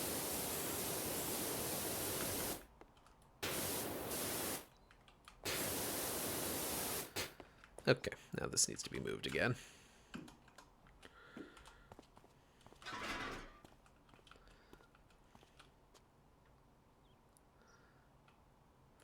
There.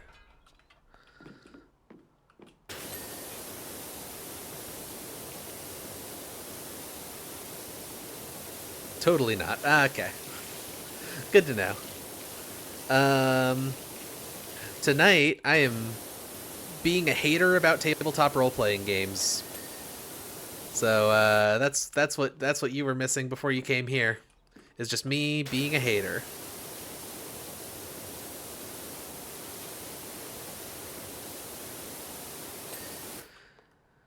Yeah, maybe I should dig into like Lancer's setting stuff again. Like I have the physical book. I kickstarted that shit back when I had money.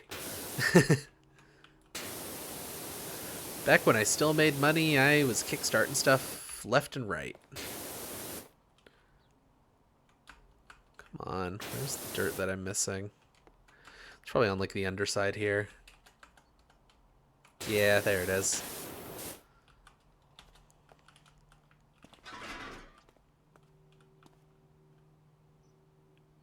Wait, can I not fit the scaffold here? Like, come on, man.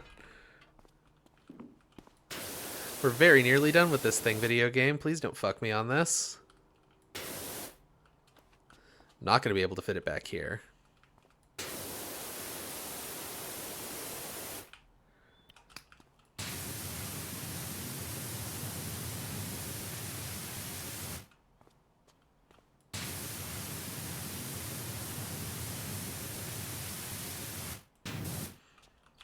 Grab the regular ladder, I guess.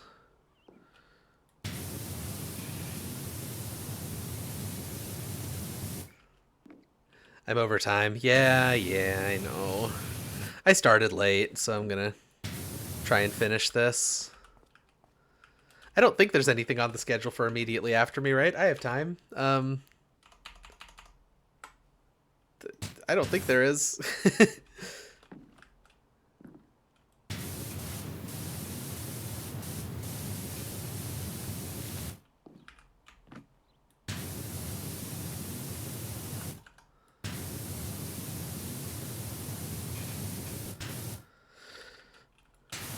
Heck.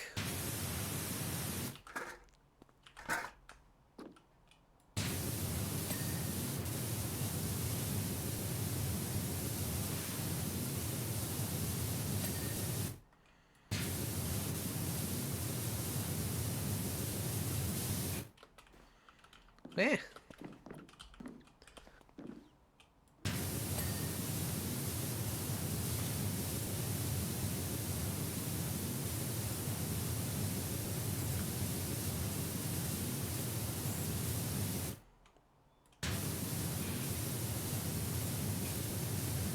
All the light bulbs and everything. Come on, man.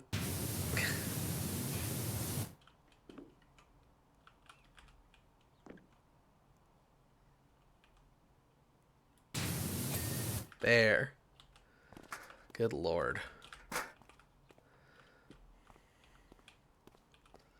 Oh, you know what? I bet the top of this rotates. I probably could have just used the carousel being a carousel. Oh well.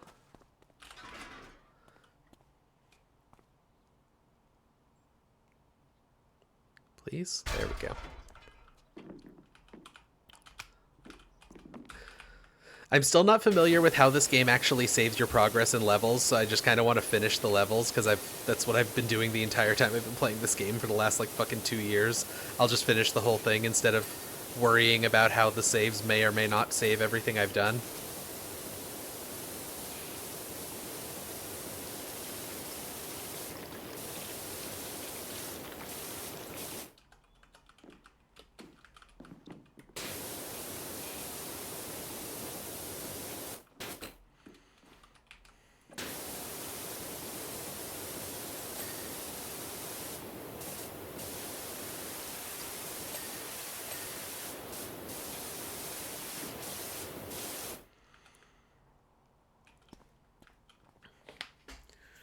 Oh, I can't move the carousel yet, though. Because if I do, that'll move the horses, and then I have to deal with the horse situation.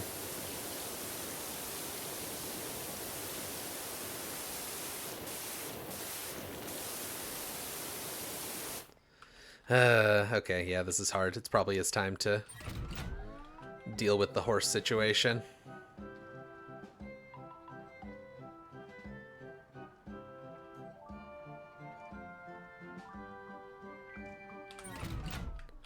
That should do it.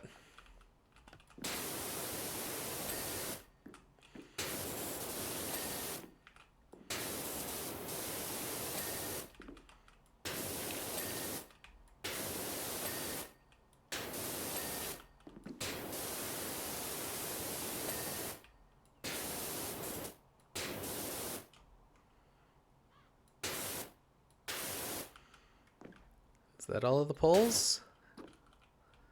I think it is.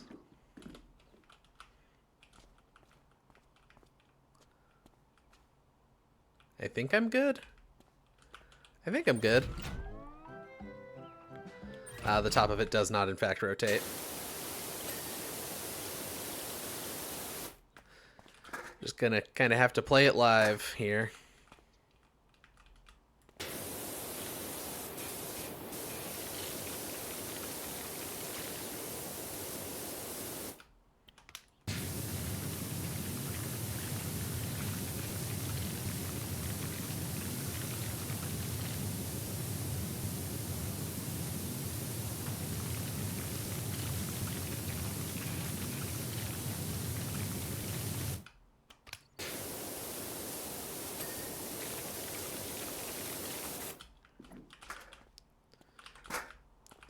Why did they put this so, like...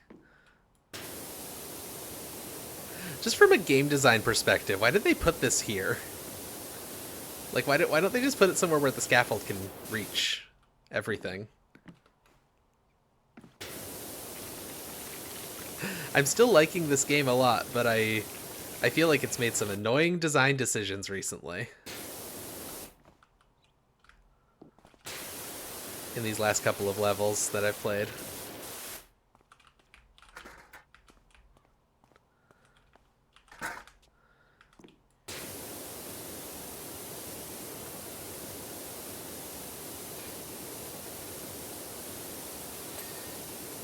Because, like, the fact that I can only put the ladder in a couple of spots means that, like, there are parts of this that are just really difficult to get at for no reason, essentially.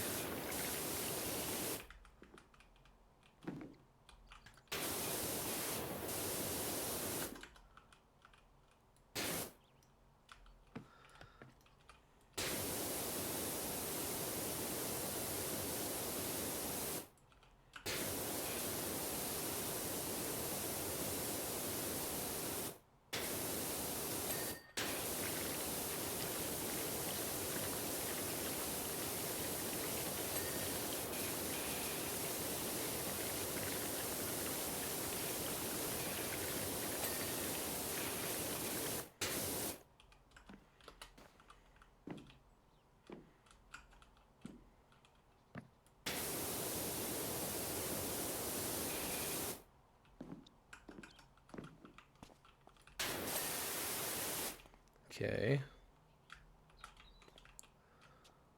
The fuck else is there? Help me out here, video game. Oh, there's that entire thing. Because I went around in a circle.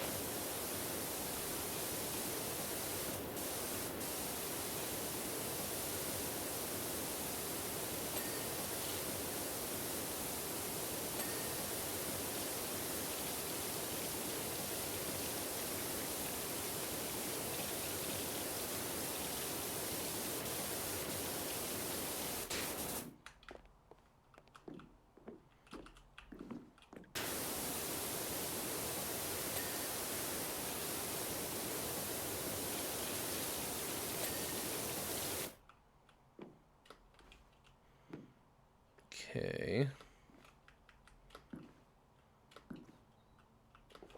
I'm still not done on that one.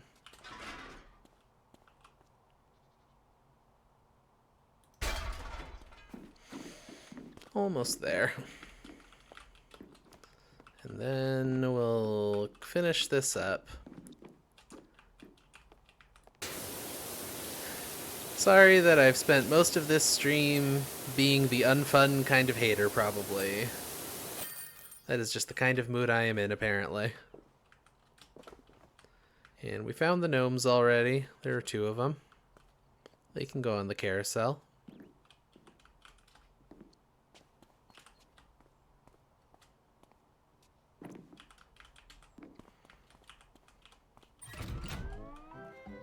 There they go. I had fun. It was partially my fault, probably. No, I mean, I'm responsible for my own actions.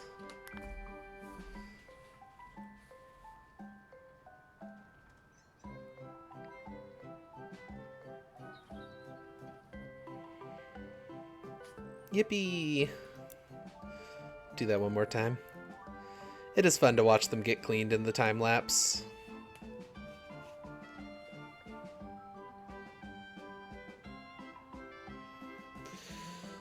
Alright. I mean, I guess that's it from me. I don't really know what else there is to say. I'm just today is just a day, you know? That's the kind of day it is. Sometimes the stream is not as fun as it was the previous week because last week's stream was fucking incredible. Watch last week's long haul VOD. It's very good. I'm gonna get out of here. Friends, enemies, past romantic partners, and future nemesis, thank you for watching The Long Haul. It's a celebration of simulation. I am Shiv Rose, and I'm gonna find something to eat, probably. Yippee! I love food. Thanks for sharing. Take care. Yeah, thank you. Thanks for the little raid. You take care of yourself too. Have a good night. Bye.